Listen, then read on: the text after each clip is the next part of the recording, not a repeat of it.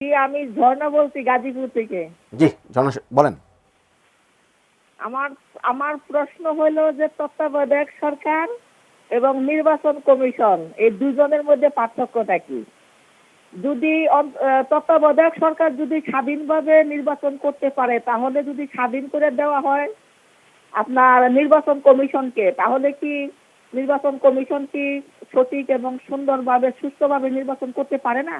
এটা তো সঠিক প্রশ্ন করেছেন আপনি। টিএন সেশন না হন তার কাছাকাছি হইলেও নির্বাচন কমিশন শক্ত থাকলে, আমি আউয়ালের সময় আউয়াল যখন প্রধান নির্বাচনে তখন একটা লেখা কলামে লিখছিলাম যে আউয়াল কমিশন তো দুইটা কাজ করে যাক। একটা হইল তাদের যেহেতু 54-55 বছরে তাদের নিজস্ব সক্ষমতা বৃদ্ধি পেয়েছে, প্রত্যেকটা জেলাতে তাদের বড় বড় কর্মকর্তা আছে, তো প্রশাসনের বদনাম হয় সবসময় তারা সরকারের হুকুমে কাজ করে। Yes, this is true.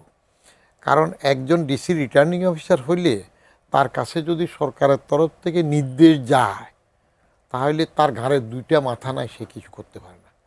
Better নির্বাচন কমিশনের নিজের কর্মকর্তাকে রিটার্নিং অফিসার করে তারা করুক না, একটা রেজাল্ট আসুক, দায় দায়িত্ব তারা নেক। সবসময় প্রশাসনের উপরে বদনাম, তারা পার্টি করে উপরের কথা উল্টে, সেটা তো করলো না।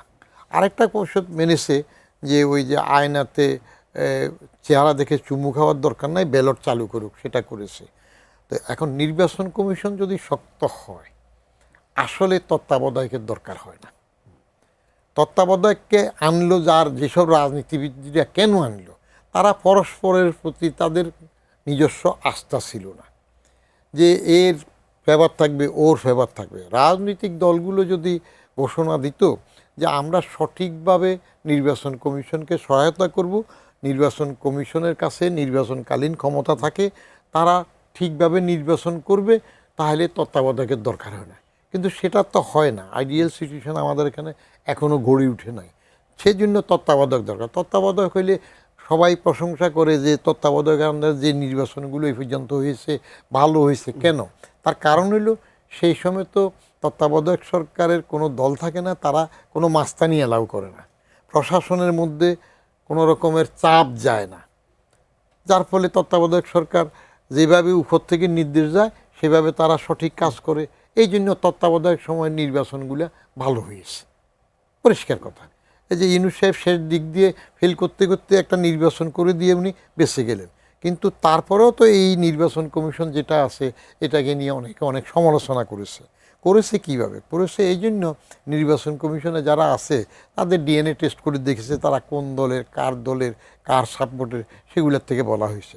রিয়েলি যদি পলিটিক্যাল গভর্নমেন্ট নির্বাচন কমিশনটাকে ফেয়ার করে দেয়, তাহলে তত্ত্বাবধায়ক লাগে না। ঝর্ণা ম্যাডাম যেটা বলছেন ঠিকই বলেছেন, পরিষ্কার কথা।